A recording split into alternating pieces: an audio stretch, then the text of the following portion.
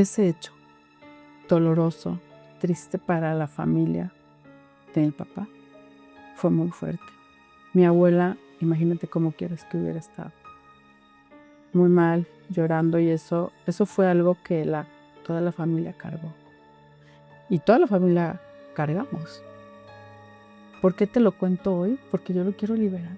Yo no me lo quiero llevar. Creo yo que ese hecho cambió drásticamente el destino de mi papá. A mi tío lo privaron de su vida. Lo privaron de su vida por un conflicto absurdo en una fiesta. Estaban en un lugar, restaurante de tacos, donde están las salsas así, que llegaron a comer unos tacos y que se le atraviesa un fulano así a mi tío para agarrar la salsa y algo como que le dice a mi tío, se dice con permiso o algo así, y le contesta muy feo a mi tío. Y a mi papá que le tocaran a sus hermanos, que le dijo a mi hermano, lo respetas. Y que saca una pistola y le apunta así. ¿Estuvo a punto de pasar lo mismo que con su hermano? Caray. Y yo recuerdo que lo fui a ver un viernes, él murió el domingo. Yo lo fui a ver el viernes y esa imagen la tengo grabada, o sea, ver a mi papá luchando por su vida.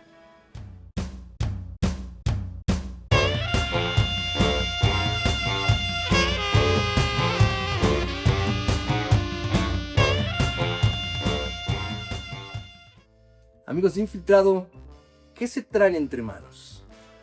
Hoy de verdad es un día muy especial para mí porque a raíz del reportaje que hicimos de máximo ídolo en la lucha libre, El Solitario, pues me vine a Guadalajara a entrevistar nada más y nada menos que a Gabriela González, hija del magnífico luchador de la leyenda El Solitario. Gaby, te agradezco antes que nada esta oportunidad de platicar contigo. ¿Cómo estás? Hola, Antonio. No, pues gracias. Yo encantada de dar esta entrevista. Mi móvil o lo que yo quería y quiero, pues es, aparte de que tú me conoces como la hija de una leyenda, pero quiero hablarte también, aparte como la hija, quiero hablarte desde una visión que yo he visto desde mis 16 años de experiencia y como de neurociencias y neuroprogramación. He entendido muchas veces que en las familias, cuando hay cosas que no se han platicado, se carga toda la familia, ¿no? Desde mi visión como psicóloga, desde mi visión como los sistemas de las familias, sé que esto que voy a platicarte va a ser muy importante porque siento que es una forma que voy a liberar a mi familia, ¿no? De esas lealtades invisibles, porque en la psicología sistémica hay lealtades invisibles, que son cosas emocionales, son vínculos muy fuertes que vas creando con toda la familia y con todas las personas que tú te vinculas. Entonces, con esta entrevista quiero poner a cada uno de mi familia en un lugar especial, honrarlos, primero que nada, y agradecerles, porque pues vengo de un linaje y gracias a él estoy aquí, ¿no? Tengo esta vida, entonces es simplemente honrar. No, y además que, amigos de Infiltrado, ustedes saben, se cumplen 40 años del fallecimiento del Solitario. Fuimos a su tumba y bueno, hemos estado investigando obviamente muchas cosas de él como hombre, y por eso estamos aquí con Gaby, que fue su hija consentida, ¿no, Gaby? Pues fue la mayor, aparentemente fui la consentida, la más chica, o sea, fue la última, y pues también duró en comunicación con ella 5 años cuando murió él, y pues también era su chiquis, ¿no? O sea, porque fue así como que la que más se parecía a él, güerita y todo, también fue su chiqueada. Cuéntame, Gaby, ¿en qué tipo de familia naciste? ¿Qué tan difícil fue vivir pues, en el seno de una familia así acomodada por el trabajo de tu papá, pero que casi no estaba? Era un papá que viajaba mucho y que a la postre pues te fuiste dando cuenta de que no era un atleta común y corriente? Claro. Fíjate que, bueno, como dices, mi papá viajaba mucho yo tenía poca comunicación con él o poca cercanía por sus giras, por sus viajes, y como que su centro principal era México, ¿no? La Ciudad de México. Y cuando él venía, pues obviamente convivíamos con él, pero yo lo veo como poco. Mi papá era un hombre exigente, era un hombre demasiado como fuerte, formal. Entonces el cariño le costaba transmitirlo de la forma que a lo mejor una niña lo necesitaba, ¿no? Ternura, chiqueos, apapachos. Mi papá era fuerte. Y obviamente la vida que él nos dio, pues es la vida que gracias a él yo desarrollé y tengo. Me costó mucho trabajo a mí superar su partida, mucho, porque ahí me doy cuenta que pues ya no lo iba a tener nunca, ¿no? Pero cómo viví yo la vida con él, nunca me faltó nada.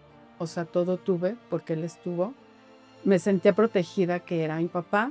En la cuestión de su, digamos, profesión, como luchador profesional, él siempre nos decía que pues él tenía una incógnita y que no lo platicáramos, porque él no quería que en la calle los amigos y todos lo vieran, porque él era enmascarado. Entonces, bueno, era algo que tenemos con mi papá, que si nos preguntaban quién era tu papá, pues es un deportista, es fisiculturista. No le gustaba que lo dijéramos porque si no lo iban a ver sin máscara, y para él era muy importante Claro. su máscara. Su profesión la tomaba absolutamente seria y era un profesional en eso, ¿no? Ahora, pero ¿hubo en algún momento que los sentó a ustedes? Bueno, vamos por partes, amigos de Infiltrado. Gaby es la mayor, pero tienes, si mal no recuerdo, 4 hermanos más. 4 hermanos más. ¿Me puedes decir sus nombres, salvo del hijo del solitario, que sabemos que es luchador? Roberto, que es el que sigue de mí. ¿Él sigue vivo? Sigue vivo. Él es contador público y no se dedicó a esto. El hijo del solitario. Rocío del Pilar y Carla Cecilia. Carlos, todos ellos siguen vivos. Todos siguen vivos. Afortunadamente. ¿Mamá? Mi mamá sigue viva, con mucha salud, muy bien. Vaya, qué bueno. Sí. Entonces, a esto, qué bueno que lo aclaramos, lo señalamos. Por ahí van a estar viendo las imágenes que hemos conseguido en exclusiva de la familia del Gran Solitario. Pero llegó el momento que los sentó y que les dijo, a ver, hijos, yo soy un atleta, tengo una incógnita. ¿Se los explicó o ustedes lo fueron entendiendo sobre la marcha? Lo fuimos entendiendo sobre la marcha y por lo que él nos decía, que no dijéramos que él era el solitario porque él tenía máscara. Pero nunca nos sentó a ver, hijos, quiero que no. O sea, como que lo fuimos entendiendo, nos fue diciendo, no lo recuerdo, ¿no? Pero yo recuerdo, como yo era la mayor, pues que sí nos decía eso, ¿no? O sea, sobre todo al que sigue de mí, a Beto, que no lo comentáramos, ¿no? Entonces, bueno, como éramos los más grandes, pues no comentábamos nada. Los amigos de mis hermanos no lo sabían, mis amigas no lo sabían. De repente se enteraban porque llegaban a subir a mi recámara o la recámara de mis hermanos y pasaban por el cuarto de los trofeos y se daban cuenta, ¿no? Era como se daban cuenta. O sea, tenían un cuarto del solitario especial para los trofeos, que sí, supongo que no estaba cerrada la puerta. Pues generalmente estaba cerrada, pero pues a veces estaba abierta. Era exclusivamente un cuarto, porque nada más cuando nosotros estuvimos en esa casa, mi hermana Carla todavía no nacía, porque yo de hecho tenía 10 años cuando nos cambiamos ahí. Entonces la más chica todavía no nacía, entonces había una recámara que sobraba y esa recámara él la usó como un pues como un lugar de trofeos. Exactamente. Esta es a la que me refiero. Él hizo toda su galería aquí. De este lado había había un mueble de este lado donde estaban todos sus trofeos, o parte de sus trofeos, porque muchos los tenía en la Ciudad de México también. Muchos pósters, las máscaras de este lado. Entonces era como su cuarto de sus éxitos. No, y aparte su escape, digamos, cuando él quiere estar solo viendo lo que ha conseguido en un deporte tan difícil como la lucha libre. Sí, claro. Gaby, cuéntame, por favor, un misterio, algo que muchos aficionados siempre hemos querido saber. ¿Qué pasó con ese cuarto? ¿Qué pasó con esas máscaras?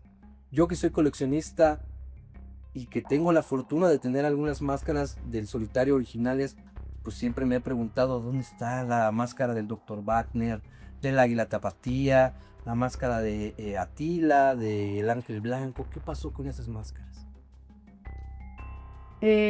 No te podría decir porque la verdad desconozco qué pasó con las máscaras. Creo que la verdad no recuerdo, o sea, con todo ese, el duelo de mi padre y todo eso, como que estas cosas, las máscaras y todo eso para mí, o sea, cobraron una importancia menor del dolor que yo traía sobre mi papá, sobre su muerte.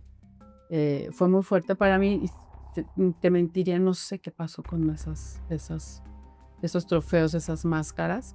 No sé qué pasó, realmente. La casa donde todos, a través de estas fotos, y algunas de ellas fueron publicadas en la revista Boxing Lucha, conocimos un poco la intimidad del Solitario de esta casa que tenía esas escaleras Sí. como, ¿cómo se puede decir? Como de caracol, en una colonia, en un fraccionamiento bastante bonito de aquí bueno, es Zapopan, si mal Sí, no recuerdo. Zapopan. Ahí sigue viviendo Dona Celia, sigue viviendo ahí, o quién es el que vive ahora en No, esa esa casa se vendió y se remodeló completamente y sí, esa casa se vendió porque todos nos empezamos a independizar y esa casa se vendió. Mi mamá ella vive sola y esa casa la compró mi hermana y la remodeló. O sea, a final de cuentas bueno, sigue quedó siendo de la ok, familia. entonces la vendí y ya vive de otras personas. No, Bueno, sigue siendo de la hermana, familia, claro. pero está completamente remodelado. Estabas tú comentando que fue un impacto emocional muy fuerte la pérdida de tu papá. ¿Qué recuerdas de ese 1986? ¿Qué recuerdas cómo les dijeron que su papá había fallecido? ¿Cuál fue su primera reacción? ¿Incredulidad? Pues mira, como él cuando regresa de su gira, de su última gira, me supongo, él regresó pues ya con problemas físicos y obviamente cuando mi mamá fue por él al aeropuerto, llega a la casa y pues yo lo vi con muleta, o sea, porque él decía que se había lastimado la columna vertebral y a él no le gustaba que yo lo viera. Porque yo, o sea, yo siempre yo vi a mi padre fuerte, protector, ¿sí? Y esa vez que yo lo vi me impresionó primero que nada mucho. Y bueno, llegó a su cuarto y estuvo ahí. Pasaron como una semana y ellos creían, bueno, sobre todo mi papá, que había sido como algo de que se le habían dislocado un disco y creo que buscaron quiropráctico y fueron y le dieron un masaje. Y creo que fue una persona conocida de él, no recuerdo el nombre, también del medio luchístico. Y bueno, pues no mejoraba mi papá, se sentía cada vez más débil, se movía cada vez menos. Creo que pasaron una semana, 15 días como intentando que mejorara. Porque si dices, bueno, fue como una luxación o algo así, pues con el reposo, él imaginaba que con el reposo iba a mejorar. Hasta que le hablaron a mi tío, mi papá es el más chico, el que le sigue a mi papá, le hablaron por teléfono, fue y le dijo, no, vamos a internarte, esto ya no es de reposo. Y entonces lo internaron. Y yo recuerdo que cuando él llegó, entonces yo entré al cuarto porque no quería que lo viéramos, sobre todo yo.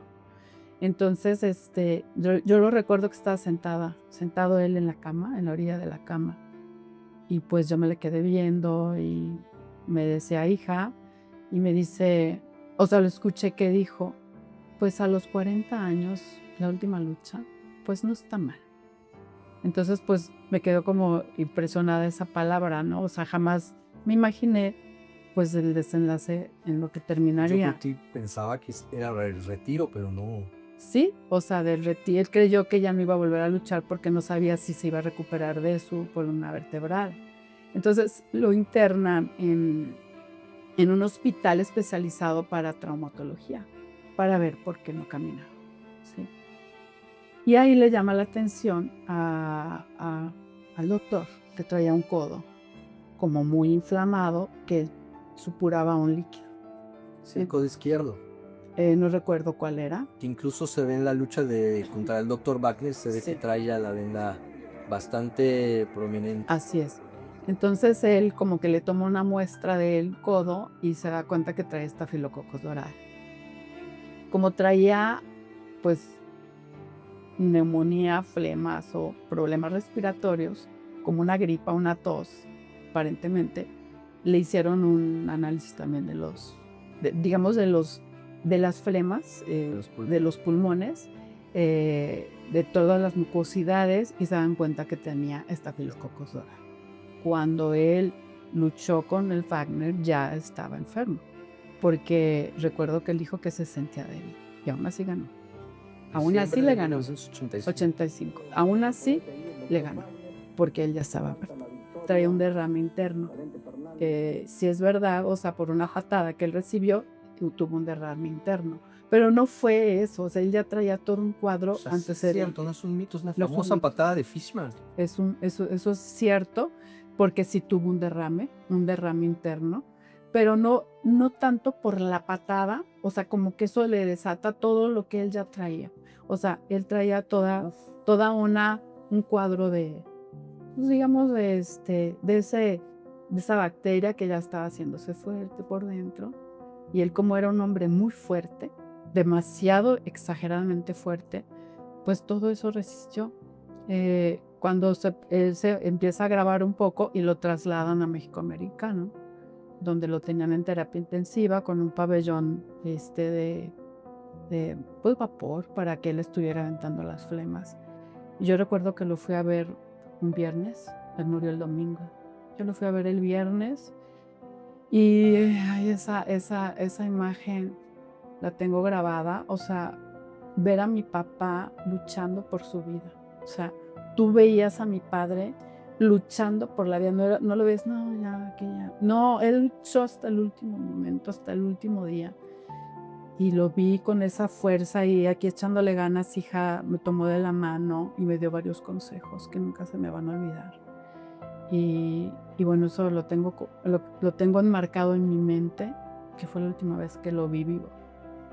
Su velorio lo hicieron, o más bien su entierro lo hicieron en un de Tlaquepaque, en un cementerio de Tlaquepaque. Así es. La misa fue en María Claret, ahí en Ciudad del Sol. Cuando yo llego a la misa, o sea, era una cosa que ni los domingos estaba tan llena de gente, ni un día domingo de Ramos, ni nada de eso, llenísimo, llenísimo. Cuando ya se va la caravana hacia el lugar donde lo íbamos a enterrar por todo Lázaro Cárdenas, era una cola de carros atrás del féretro que no te imaginas. O sea, para mí ver todo eso, no entendía la dimensión de lo que en ese momento, y a partir de su muerte yo me fui enterando quién era mi papá. O sea, la fama y quién era en realidad. Entonces me acuerdo que, o sea, yo quería ir viendo atrás, ¿no? Le dije con la persona que iba, dale hasta adelante. Era la cola, increíble, no te lo puedo explicar. O sea, yo creo que todo Lázaro Cárdenas era de carros. Llegamos al lugar, obviamente descansan a mi papá antes de enterrarlo un tiempo para que se despidan de él. Pues gente que ni conocías, estaba eso inmensamente lleno. Mi madre por poco no alcanza a llegar a ver cuando lo están enterrando. Yo recuerdo que yo sabía por dónde, yo me conocía muy bien el cementerio porque yo iba a llevarle flores a mis abuelos, a mi abuelo, sí, porque ahí están enterrados mis tíos, algunos tíos, y entonces pues yo me lo sabía porque acompañaba a mi tía el Día de Muertos a llevarle flores a los que ya habían fallecido. Y entonces yo recuerdo que yo me fui entre las tumbas para llegar, porque si no, no llegaba, porque no te dejaba pasar la gente. Entonces sí fue algo para mí muy impactante, o sea, cosa tras cosa que pasaba, pues yo me iba enterando de quién era mi papá. Y bueno, pues ahora ya después de tantos años y sigue siendo uno de los mejores luchadores de todas las épocas de la lucha, ¿no? Entonces, pues, obviamente me siento orgullosa porque aparte él de ser un gran luchador, también era un hombre que ayudaba mucho y tenía un gran corazón. O sea, yo sé de mi padre muchas anécdotas donde se quitaba la camisa para regalarla porque a alguien le gustaba su camisa. Entonces, era un hombre generoso, era un hombre, lo que yo tengo conocimiento de mi padre, que era un hombre muy generoso, era un hombre abundante, era un hombre pues de una sola pieza. ¿Recuerdas alguna anécdota que tengas más presente que para ti represente lo que era tu papá como hombre y no como luchador? Sí, tengo muchas. Tengo una anécdota que me hiciste la pregunta. Para mí es la más fuerte, pero respecto a algo relacionado con mi tío Chuy, mi tío Jesús. Si quieres lo tocamos más adelante o quieres que lo toquemos de una vez. Vamos a ponerlos en contexto. Amigos de Infiltrado, Jesús, como algunos de ustedes podrán saber, fue hermano del Solitario, también era luchador, y hay un mito o una realidad, no lo sabemos, ahorita vamos a platicarlo con Gaby, de que él murió en el ring o que murió en circunstancias íntimas de la lucha libre, y que por eso el Solitario usó su nombre de pila, que era Otto Van Zika o el Zika, y que de ahí el Solitario pues juró vengar de alguna manera lo que le había sucedido a Jesús, pero no sé si... Por ahí va, mira, mi padre realmente sí, por mi tío Jesús es donde a él le nace como esa inquietud de ser luchador, porque mi tío Jesús era luchador, como dices tú, el Zika, o era su nombre, que no era por él, sino porque al hermano mayor de ellos, el segundo hombre, tuvo un accidente y tenía una cicatriz y le decían el Zicael. Entonces venía desde el otro hermano, ¿no? ¿Cómo se llamaba ese Blas, hermano? Blas. Sí, él tenía una cicatriz porque lo atropellaron y le quedó una cicatriz en la cabeza y le decían el Zicael. Entonces, ¿Cicatriz? Por cicatriz. Wow. Y a mi tío Jesús le decían el Zika porque era hermano del Zika mayor. ¿Sí? Wow. Entonces, Eso no se sabía. No se sabía. Entonces, pues esa es lo que a mí me contaba mi tía y mi abuela, ¿no? Porque yo era chiqueada de mi abuela y de mi tía. También mi hermano Roberto. Entonces, mi papá, bueno, mi tío Jesús ya luchaba. Él creo que luchaba profesional. La verdad, yo desconozco si él luchaba en la Arena Coliseo. Tú debes de saber más eso que yo. O no sé dónde luchaba. Pero él tenía su trabajo. Pero sí, como a nivel profesional, creo que sí luchaba. Sí, por supuesto. Sí, y entonces eso cuenta mi papá, mi tía, que él en la cama le decía a mi papá, ven y aviéntame unas patas aquí en el pecho, unas voladoras, y súbete al ropero y aviéntame unas voladoras. Entonces, entre ellos, ¿qué será? No sé, que él tendría unos 20 años, 19 años, mi tío Jesús, mi papá 11 años, 10 años, no sé, por ahí. Entonces, pues ahí estaban ellos jugando las luchas en la cama, ¿no? Entonces, era como su dinámica entre mi tío Jesús y mi papá.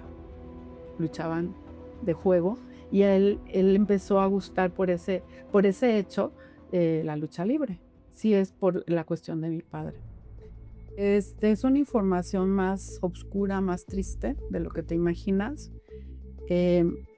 La voy a contar este día porque desde la psicología sistémica, cuando hay algo que pasa y lo ocultas, lo cargan las generaciones posteriores y dicen que lo que calla la boca, el cuerpo lo resiente o tu destino de alguna manera. Yo soy firme creyente en esa parte de la psicología sistémica y hoy lo voy a platicar. No murió así mi tío.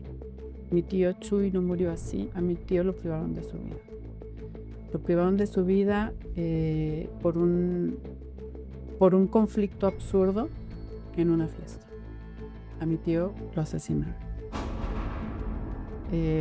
Por una cuestión porque llega a una fiesta, una chica lo vio que entró, él estaba bailando con otra persona y se fue con él a bailar, dejando a esta otra persona ahí, porque era carismático, popular, era lindísimo, querido, pues era el chiqueado de mi abuela. En ese tiempo mi papá y él era el chiqueado de mi abuela. Era buenísimo ese tío, por lo que platican todos. Entonces a todo el mundo le caía súper bien y a las chicas, pues imagínate más, ¿no? Este hombre no pudo soportar eso y se le acercó y le dijo que por esa ofensa que le había hecho, que él no había hecho nada prácticamente, sino ella, lo amenazó de muerte. Y no sé en cuánto tiempo, o sea, una semana, en una fiesta, con un arma de fuego, le puso en la sien y dije, te dije que te iba a matar. Y tiró el gatillo y ahí quedó muerto mi tío. Ese hecho doloroso, triste para la familia de mi papá, fue muy fuerte. Mi abuela, imagínate cómo quieres que hubiera estado. Muy mal, llorando, y eso fue algo que toda la familia cargó. Y toda la familia cargamos. ¿Por qué te lo cuento hoy? Porque yo lo quiero liberar. Yo no me lo quiero llevar. O sea, desde la psicología sistémica se debe de honrar con la verdad. En la psicología sistémica es la verdad nos haga libres. Incluso la Biblia lo dice. La verdad te haga libre. Y cuando nosotros tenemos como algo oculto, genera complicaciones en las generaciones. Y hoy lo quiero liberar. Entonces, eso creo yo que fue un trauma que marcó a mi papá. Pero mi papá lo llevó cargando durante mucho tiempo. O sea, esa verdad la llevó cargando. Porque, pues yo creo que ha de ser muy fuerte. Y por petición de mi abuela, no quisieron que se supiera la verdad. ¿Por qué lo platico hoy? O sea, podrían pensar, pues eso es como deshonrar a tu tío. No, al contrario.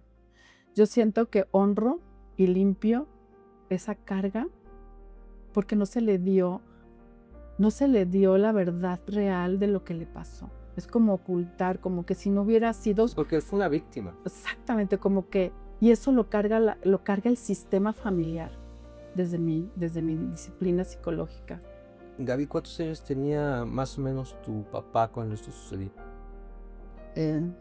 Híjole, no sabría decirte, recuerdo, como unos 12 años. Según vi en la tumba, Jesús murió en el 68. 68. Más o menos tú todavía no nacías. O sea, no fue en el 68. Es imposible. Porque mi papá estaba chico. Mi papá fue antes entonces. Okay. Sí, fue quizás en el 58. Okay. Porque mi papá, él debería de haber tenido unos 12 o 13 años. Porque precisamente ese hecho, o sea, él veía llorar a mi mamá, a mi abuela, mi mamá Lola, imagínate, pues fue una carga muy dura para todos. Me supongo, yo no la viví, pero me lo platicaba mi abuela. Ya no lloraba, pero se le quebraba la voz porque sufrió mucho. Ella decía que no lo podía creer, que él, de hecho, ella quedó un poquito mal de un ojo, dice que de tanto llorar. O sea, como que su ojo se cayó. Ella decía que de tanto llorar por mi tío. Creo yo que ese hecho cambió drásticamente el destino de mi papá. Porque cuando él muere y todo esto, él empezó a entrenar. Mi papá empezó a entrenar disciplinadamente, se enfocó, logró desarrollar un cuerpo muy bonito, o sea, muy, muy deportivo. Desde muy jovencito, era muy disciplinado y se enfocó y él empezó a luchar. Y recuerdo mucho a mi abuela que decía, cuando le lavaba las primeras máscaras, no sé, porque él no luchó todo el tiempo como el solitario, pero creo que lo luchaba con otro norte, ¿no? Pero esto me lo platica mi abuela. Dice que ella lavando las máscaras que tenían sangre, le decía, ay, ve nomás, tú en este deporte o en este trabajo, deja esa lucha que no, bla, bla, bla, o sea, porque ella recordaba la muerte de su hijo, como que la sangre lo conectaba con mi tío. Y entonces ella pues no lo obligaba, pero le insistía que dejara la lucha, ¿no? Porque pues ella temía que se fuera a morir ahí, ¿no? Y me acuerdo que mi papá le hizo una promesa y le dijo, no, mamá, yo no voy a ser como mi tío Jesús, yo no voy a hacer una tragedia, yo voy a ser famoso y voy a salir en la tele y voy a ganar campeonatos. ¡Wow!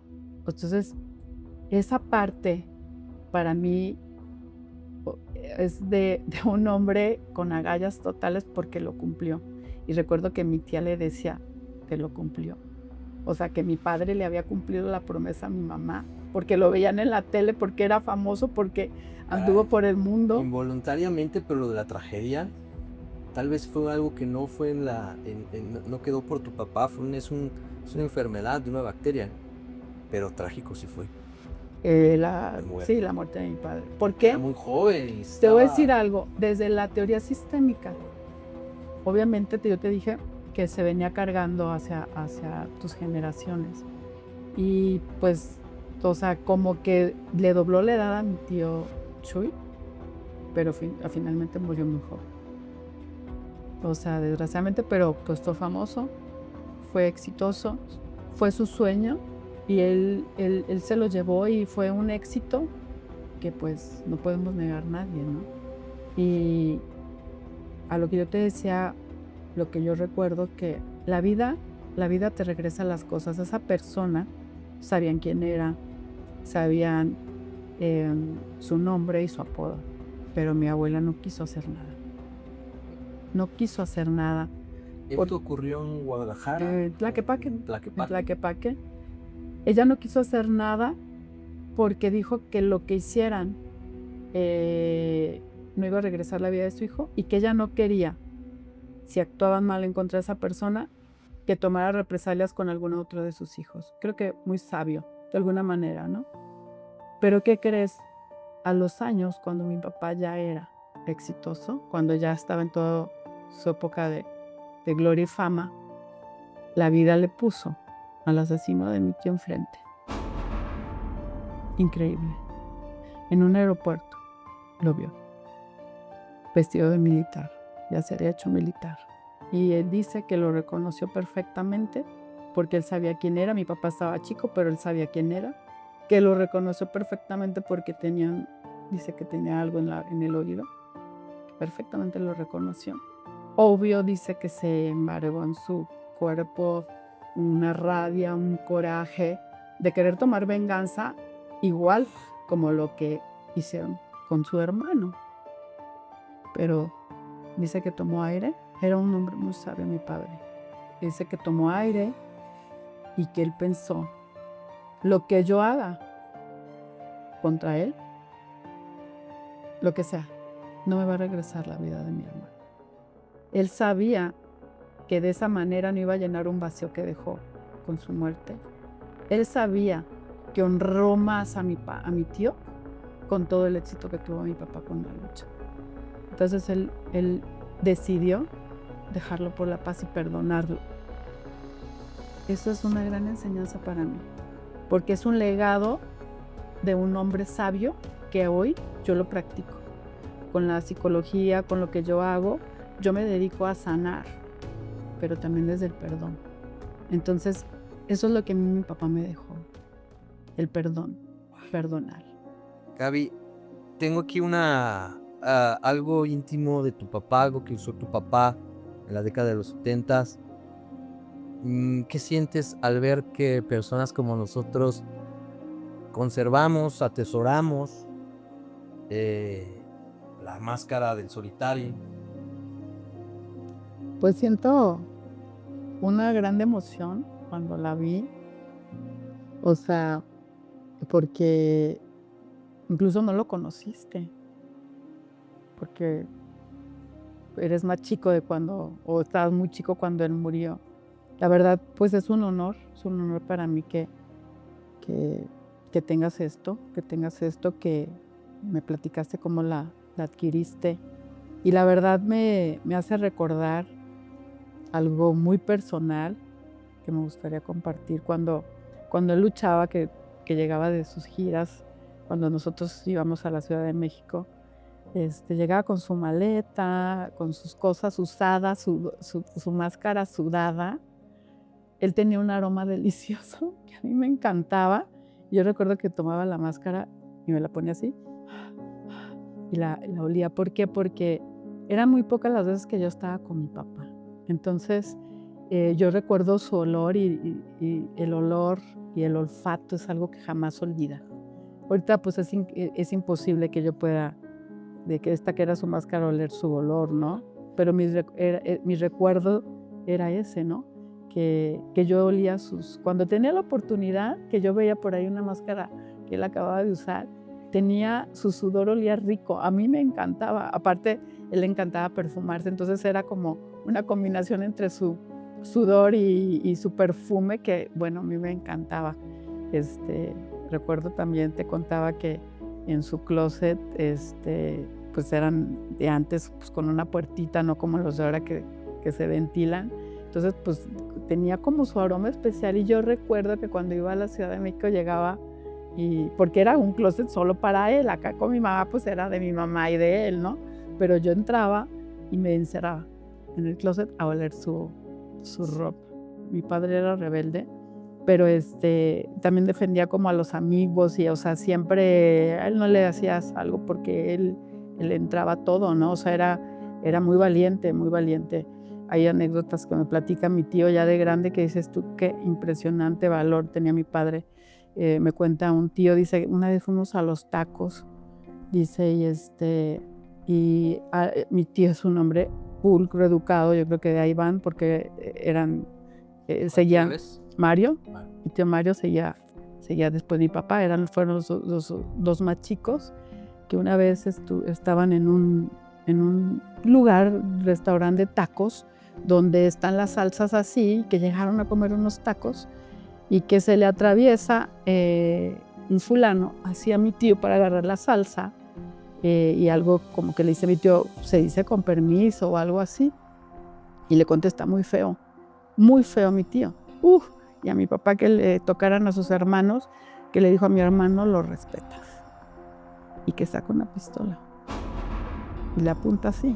¿Y qué crees que hizo mi papá? Agarra la pistola, le quita el cartucho y le dice, ¿te me vas rápido? O aquí al que le va a pasar algo eres tú. No, hombre, que salió corriendo el fulano. Dice, tu papá era increíblemente valiente, temerario. O sea, yo decía, algún día me van a dar la noticia que lo mataron. Oye, ¿qué anécdota? Estuvo a punto de pasar lo mismo que con su hermano. Caray. Es que se dice que, bueno, evidentemente que los altos, porque Teocalchis son los altos, pues hay gente brava, ¿no? Yo me imagino que, o no sé cómo era tu abuelo, si era... No, mi abuelo no era así. No, tranquilo. La que era brava era mi abuela. Pero, o sea, en mujer era fuerte, de carácter fuerte, posicionada, y sí, controladora. Entonces, yo pienso que más bien venía como de esa parte de mi madre, pero sí, mi papá era muy temerario, o sea, no, cuentan cada historia de que también se peleó con un boxeador, ¿te sabes esa anécdota? Sí. O sea, y él lo platica. Mantequilla Nápoles, él lo platica y bueno, así varias cosas. O sea, el solitario lo platicó en Sí. la intimidad de la familia. Sí, claro. Siempre habíamos también creído que era un mito. No, que eso fue verdad. de los reporteros de lucha libre que eran amigos del solitario, que eso, una cosa llevó a la otra y que se generó algo que quizás no había sido así. No, eso lo platicó mi papá. Okay. Yo lo escuché. De así, viva voz del solitario. Sí, así como lo escuché también y después lo escuché de mi mamá, porque a veces ya cuando tú estás tan chico oyes una cosa aquí, otra cosa acá y luego ya se te revuelve de dónde lo escuchaste, ¿no? Pero, por ejemplo, lo de que te platico que él se topó frente a frente con esta persona en el aeropuerto, él lo contó. Yo lo escuché de voz de mi padre. Sí, hay muchas cosas que sí alcancé yo a escuchar ya cuando estaba más grande que él platicó, obviamente. Ahora, Gaby, para ir cerrando la entrevista, ¿qué entrevista, amigos Desinfiltrados, de verdad? Yo estoy muy emocionado porque ustedes saben que soy fanático de la lucha libre, pero recrear el pasado, Gaby, con esta plática tan, pues ahora sí que tan satisfactoria, tan liberadora que hemos tenido, realmente a mí me ha dejado estupefacto con estas cosas, pero tengo que preguntarte lo siguiente, Gaby. Cuando hay una persona que es exitosa, la gente está acostumbrada a escuchar solamente el éxito de la persona, ¿no? Y se empiezan a cansar, ¿no? Ha pasado con grandes leyendas del deporte que la gente de pronto dice, son tan perfectos como nos lo dicen. Y cuando escuchan un rumor, sea cierto o no sea cierto, de algo malo, de un defecto, de algo oscuro que oculta esa leyenda, pues se hace mucho más grande. Desde tu punto de vista, Gaby, siendo hija del solitario, ¿qué defectos tenía como persona que tú puedas compartirnos respetuosamente? ¿Qué cara que no conocemos tenía el solitario, el papá? Pues que era muy celoso, era muy controlador, igual que mi abuela. Sí, era muy controlador, no le gustaba, por ejemplo, en mi caso te voy a hablar conmigo, o sea, porque fue la experiencia que yo tuve, pues no me dejaba tener novio, no me dejaba tener amigas, no quería que saliera, era demasiado celoso. Cuando él iba a casa, me acuerdo que yo era bien amiguera y le decía a mis hijos, ni me hablen porque está mi papá, ¿no? Entonces, pues ese era como el defecto para mí más grande de mi papá, que era bastante duro, era muy duro, como regañón, porque me acuerdo que casualmente un día de cumpleaños mío, un amigo me habló, ¿sí? Y recuerdo que se llamaba Francisco, ese compañero de la escuela, y me dice, pues ahí te habló un fulano. Y yo, ah, sí, papá, ¿quién? Me dice, pues un tal Francisco. ¿Quién es ese? Ay, pues no sé cuál Francisco. Pues ¿a cuántos Franciscos le das el teléfono? O sea, yo quería como reponerle, no, me puso una. O sea, para mí era ponerme una de esas cosas, ¿no? O sea, a ver, o te vas a dedicar a tener novio o te vas a dedicar a estudiar. Esos eran sus regaños, realmente. Entonces, yo los veía como un defecto, o sea, porque me traía así, ¿no? Nerviosa, asustada, no me hablen porque a mi papá no le gusta. Pero pues yo creo que uno como hija magnifica eso, ¿no? Yo creo que esa parte era.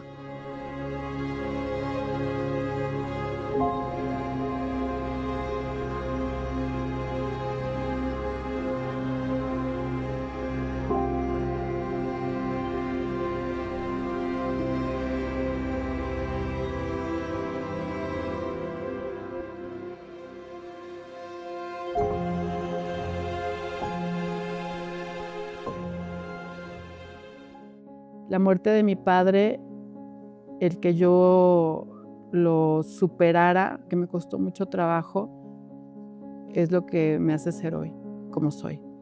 Me hizo estudiar lo que hoy estudié psicología. Cuando una persona, cuando una familia pierde a su padre tan joven, se desestabiliza el sistema.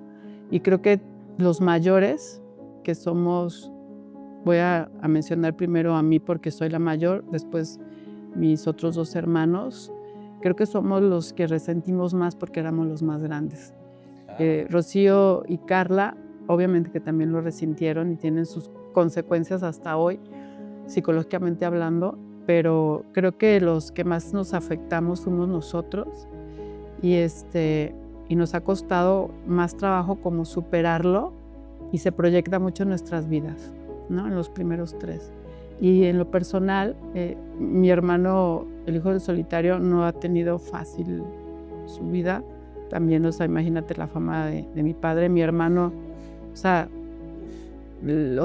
carga con una fama inmensa y eso pues cuesta y pesa mucho. Mi hermano Roberto también ha batallado. Creo que los 3 o los 5 batallamos, sin dejar atrás a mi madre, batallamos demasiado. ¿Qué te puedo decir? Regresar el tiempo, pues sí, quizás nos hubiera gustado regresarlo porque todos cometemos errores, todos hacemos inciertos, o sea, como para resarcir algunas cosas que hicimos, a lo mejor lo dijimos. Por ejemplo, en mi caso, pues yo de lo que me puedo arrepentir hacia mi papá es que pues no me acercaba yo a él. O sea, yo le tenía mucho respeto a mi papá Y no sé por qué, cuando yo llegaba a acariciar y todo eso, pues él me acariciaba, pero como él no era tan cariñoso, entonces yo siento que me hizo más falta de abrazarlo, besarlo. Pero recuerdo que sus cariños eran, tenga. Y, o sea, eran sus cariños así como una cachetadita, o sea, porque pues él era así, ¿no? Era fuerte, era rudo, o sea, no era, Era otra época, no era así como que, oh, mi preciosa, no, yo no recuerdo esa parte, ¿no? Entonces, pues eso, o sea, como que regrésate el tiempo para yo acercarme a él. Ahora con el conocimiento que tengo, pues yo me hubiera acercado a él, yo me le hubiera subido, yo me le hubiera colgado, ¿sí? Pero pues yo era muy retraída, muy recatada, entonces pues dejaba que las cosas pasaran como tenían que pasar, ¿no? Eso sí me hubiese gustado, que poder regresar el tiempo para abrazarlo, para agradecerle muchas cosas y para decirle otras tantas que me hizo falta, porque me hizo falta sus consejos, su protección posterior, ¿no? Y no porque me pasara algo, sino porque siempre una hija necesita la guía de su papá, porque si no vas a estar buscando al papá en las parejas. Y eso fue de lo que yo padecí, no buscaba incluso hombres grandes porque yo quería un papá. Hasta que resolví eso me llevó a que yo estudiara psicología, neuroprogramación y todo esto, porque quería resolver mi propio duelo, que mi padre marcó en su partida absolutamente. Me marcó demasiado. Pues Gaby, te agradezco mucho este tiempo que te has tomado para platicar conmigo, un gran fanático del solitario. Para todos los que están allá del otro lado de la cámara, que sé que hay muchos, yo conozco a varios, que son también su máximo ídolo, el solitario, y que tienen anécdotas con él que sí lo conocieron. Bueno, pues viajamos hasta acá, Gaby, espero que lo hayas pasado muy bien. ¿Quieres definir por último a tu papá en una sola palabra, sosteniendo su máscara? Sí, claro que sí. Como si se lo dijeras a él, si algo le pudieras decir ahora. Yo le diría a mi padre, gracias por la enseñanza de la resiliencia, del perdón y sobre todo como de esa fuerza para seguir adelante mientras Dios te preste vida en este mundo, ¿no? Esa parte yo la aprendí de él, de no dejarte caer ante un dolor emocional, dolor económico, dolor físico. De él aprendí, seguir adelante hasta que Dios nos tenga en este mundo.